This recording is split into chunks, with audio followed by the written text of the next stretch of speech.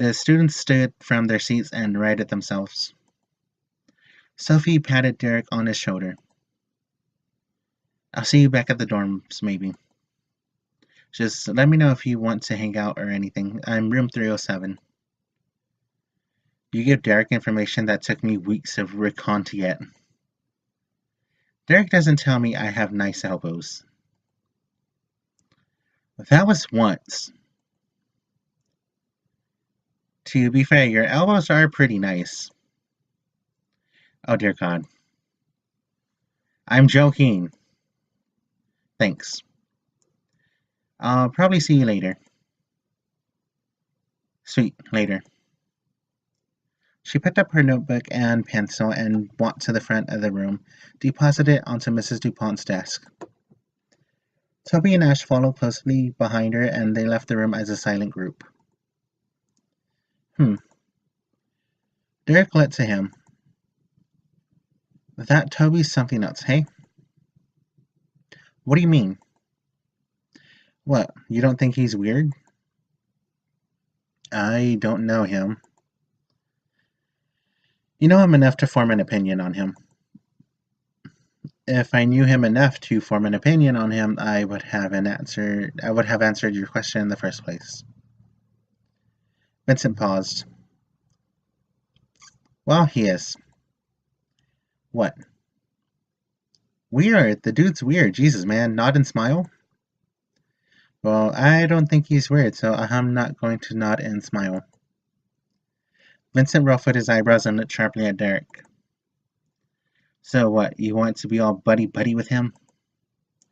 I don't know, Vincent. I barely met him. You want to be besties with Toby? Vincent turned from Derek and picked up his notebook, shoving it under his armpit. What? Want to hang out with him and listen to that pussy voice he has? Jesus Christ. Oh, hi, Sophie. Makes him sound like a pansy, man. Maybe you should just get off of him. Get off of him? He's not even here, bro. I'm not on him. Whatever, it doesn't matter if he's here or you're being a douchebag. So now you're backing him up. I'm just saying, maybe you should shut the hell up. Derek spit his last words out like venom. He let his crescendo drop into silence. At the front of the room stood a worried Mrs. DuPont, who was clearly distracted while helping another student. She had been keeping a close eye on their altercation, it seemed. Vincent snatched his pencil off the desk and stormed to the front of the room. His heavy boots clumped against the tiles conspicuously. With the flick of his body, he dumped his schoolwork onto Mrs. DuPont's desk. Once he had left, Derek turned toward the front and approached her timidly. Everyone had now left but the two of them. No need to look so nervous. Vincent's got a head that's as hot as it is smart. He has a temper and he certainly forms his opinions on things quickly. Too quickly, if you were to ask me. I appreciate some of the things you said. Derek shrugged. Didn't make sense. Mrs. DuPont sighed and let her eyes drop downwards. Yes, well, carrying on. I just wanted to get you situated, take you to your room, answer any questions you may have.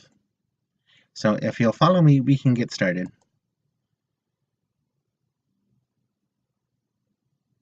She led Derek out of the room and through the winding corridors. The school was large, needlessly large. I thought there was only one class. Derek followed her in silence, and she eventually led him out the back door of the school.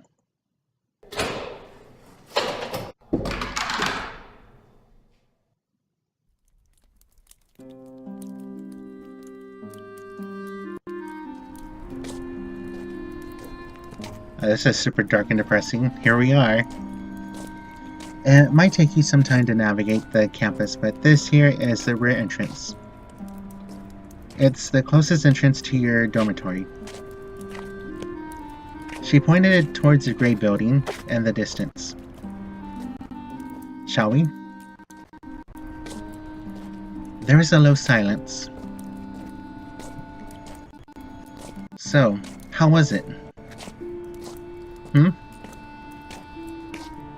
Your first day of class. I hope I didn't disappoint. Oh no, it was good. Mrs. DuPont let out a soft chuckle. Well, I'm glad. Her voice hardened. I'm sure everything must seem so uncertain. There must be so many questions that you would like to be answered.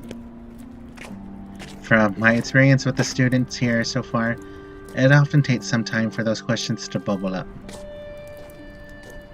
But I make sure that I tell each and every one of my students that if they ever have questions, I am here to answer them to the best of my ability. So, of course, you always have the same opportunity. Thank you. Is there anything you'd like to ask now? Why is the school so big? Miss DuPont smiled at his observation. The school was shut down rather recently. It was fed by a network of neighboring small towns. A proposal was given to renovate this existing school, but instead an entirely new school was built somewhere in the township. It seemed like the building was to be knocked down, that is, until this idea came to be. What is it? He didn't respond. Mrs. DuPont was approachable. He felt a genuine comfort when he spoke to her. And yet he wondered if this comfort ran no deeper than her smooth, amiable voice. Perhaps he found no comfort in her disposition at all. They offered some time away to silence. I feel full here. Derek continued with his head down and hands in his pockets. Of course, I always felt a sense of fulfillment from teaching, but it's amplified here. I care more about this group of students than any other before it. I'm sure many teachers would think of this opportunity as a nightmare. On paper, you guys are a hard sell. She tried to laugh away her jab, but it hit Derek the wrong way. But I've never had the pleasure of teaching such a vibrant group. I look forward to your observations and energy each day. I know that we don't know each other yet, but thank you for your input and yourself. I hope that what I am doing here is at least empowering you all. So, thank you, Derek. You are noticed and are of worth. He wasn't sure how to respond, and so he didn't. Through the thick curtain of constant unease, Derek at least felt safe in saying nothing. They had arrived at the entrance of the dorms, and Mrs. DuPont began shuffling through the pouch that she carried, quickly producing a plastic card from it. She handed it to Derek. An extra layer of security. There's no one on campus outside of those in your class and myself. The founders will show up infrequently. In any case, this is a keycard for the dorm rooms. It is programmed to open the front door as well as your room. Quite fascinating, isn't it? I think that's how Danganronpa worked, and I was forced to murder a few kids, so... yeah. She laughed. Oh, I'm sure something like this is nothing to a young guy like you. It's quite incredible, though. She scanned the card and held the door for him. So, yes, please do not misplace this card or swap cards with other students. It is for your room alone. Thanks. Miss DuPont led him to the second floor.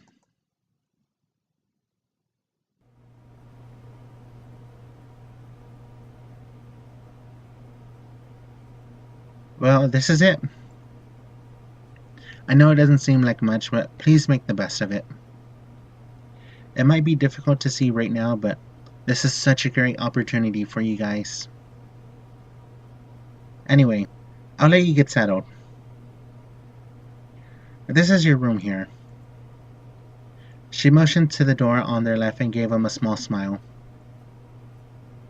Is there anything else you need? I think I'm okay. Right, well, the rest of the day is yours, Derek. It was a pleasure to meet you. I look forward to getting to know you. Thanks. She righted herself and made her exit. Derek looked around the hallway inside. It was sad and gray. Everything is gray. There is a surging wave of melancholy that pulsed through the dorm like a gas. It gripped Derek's throat and tightened it. I think that's how Danganronpa started. I've got you now. Shaking his head roughly, Derek inserted his keycard into the door and pushed it open.